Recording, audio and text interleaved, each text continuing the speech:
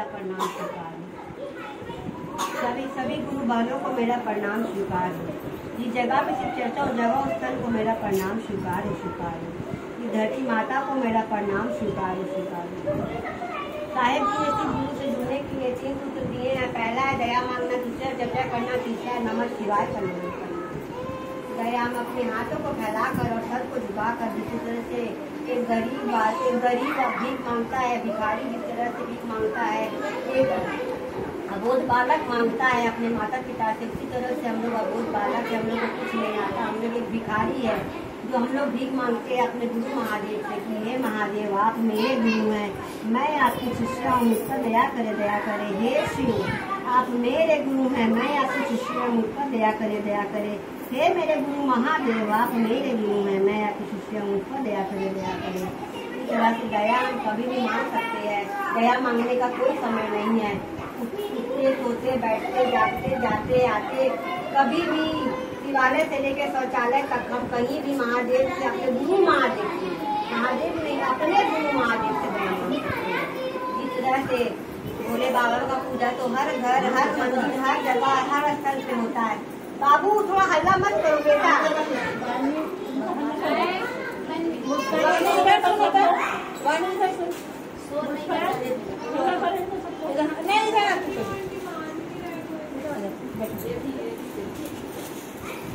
जिस तरह से मेरे गुरु महादेव का पूजा हर घर, हर मंदिर, हर जगह, हर स्थल पे होता है, लेकिन गुरु महादेव को हम लोग गुरु क्यों माने हैं? क्यों महादेव का पूजा तो हर जगह होता है।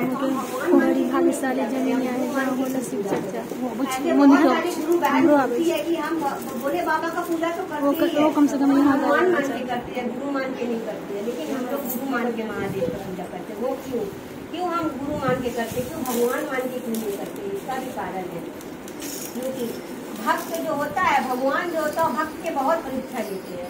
इतना परीक्षा लेते हैं जैसे हमारे जो अभी हम लोग का ये चल रहा है, जैसे हम लोग अभी जो जिंदगी हम लोग का चल रहा है, जो हम लोग कलयुग में जी रहे हैं, इसमें बहुत ही समस्या, जैसे मीरा भाई कलयुग में ही जन्मी थी, उनका जन्म से लेके बुढ़ापा आ गया, लेकिन उनको कभी भगवान दर्शन देते थे, लेकिन उनका मन का बात होता था, जो भी मन में होता था वो पूरा नहीं होता था, क्योंकि उनको उनका जीवन में क्या लिखा था, उनका जीवन में कष्ट लिखा था। क्यों?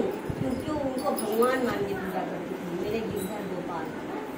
तो इसलिए हम लोग उनको गुरु मान के क्यों नहीं पूजा कर, हम लोग भगवान मान के क्यों नहीं पूजा कर रहे, हम लोग गुरु मान के पूजा कर रहे हैं। क्योंकि भगवान जो होता है ना, भक्त का बहुत परीक्षा लेते हैं। परीक्षा देते सारा उम्र भी निकल जाएगा, परीक्षा खत्म नहीं होगा, हम लोग को बहुत परीक्षा देना पड़ेगा। लेकिन हम लोग सिर्फ को गुरु माने हैं। गुरु मानने का क्या मतलब है?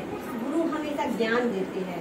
अगर आप गलत रास्ता में जाते हैं तो गुरु आपको सही रास्ता दिखाते हैं। आप गलत सोचते हैं तो गुरु आपका दिमाग में अच्छा सोच डालते हैं। अगर आपका गलत संगत होता है तो गुरु आपका अच्छा संगत देते हैं। गुरु का अर्थ ही है गुरु बिना ज्ञान नहीं और ज्ञान बिना इंसान नहीं। इसलिए हम लोग गुरु को हम लोग भगवान मान के पूजा नहीं कर रहे हैं, हम लोग गुरु मान के कर रहे हैं। क्योंकि आदि अनादि काल से ही भोले बाबा गुरु का काम करते हैं। क्योंकि जब पशुपतिनाथ में पशुओं को भी महादेव गुरु हो सकते हैं, तो हमारे इंसानों के गुरु क्यों नहीं हो सकते? एक बार आप लोग भी उनको गुरु मान कर देखिए। ये बहुत दयालु है, बहुत कृपालु है। एक लोटा जल और एक धतूरे का फल, इसमें प्रसन्न हो जाते हैं। इनको 56 प्रकार का भोग नहीं चाहिए, इनको 56 तरह का वस्त्र नहीं चाहिए, इनको कोई महल नहीं चाहिए, इनको कोई अटारी नहीं चाहिए। ये तो कैलाश पर्वत में ही खुश रहते हैं और समाधि में लीन रहते हैं। इसलिए हम लोग शिव को गुरु बनाए हैं।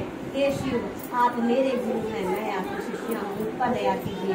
यही बोलना है आपको। खाते पीते रहिए, उठते बैठते जागते, कोई नियम नहीं, कोई बारन नहीं, कोई संकल्प नहीं, कोई मंत्र नहीं, कोई कान में फूक नहीं, कुछ नहीं। सिर्फ महादेव का 3 सूत्र ही करना है। पहला है दया मांगना, दूसरा है चर्चा करना, तीसरा है नमः। ये हम लोग जो जीवन जी रहे हैं, हम लोग जीवन में आना जाना लगा है, कितना जन आता है कितना जन जाता है। ये हम लोग काल चक्र में फंसे हुए हैं। ये काल चक्र से हम लोग को कौन बाहर निकाल सकता है? फिर मरेंगे, फिर जन्म लेंगे, फिर यही जिंदगी जिएंगे, फिर मरेंगे, फिर जन्म लेंगे। हम लोग का क्या है? काल चक्र है जिसमें हम लोग फंसे हुए हैं। से हम लोग को कौन बाहर निकाल सकता है? वो हमारे गुरु महाराज, जो हम लोग को जिंदगी ये तो हम लोग जिंदगी जो हम लोग जी रहे हैं, इसमें तो हम लोग को पार घाट लगाएंगे। मरने के बाद भी बोलते हैं, मरने के बाद इंसान कहाँ जाता है? शमशान जाता है। शमशान में कहाँ विराजमान है मेरे गुरु महाराज? क्योंकि शमशान बैकुंठ तो बहुत ही आजकल जैसे समय चल रहा है, बैकुंठ जाना तो बहुत दूर की बात है।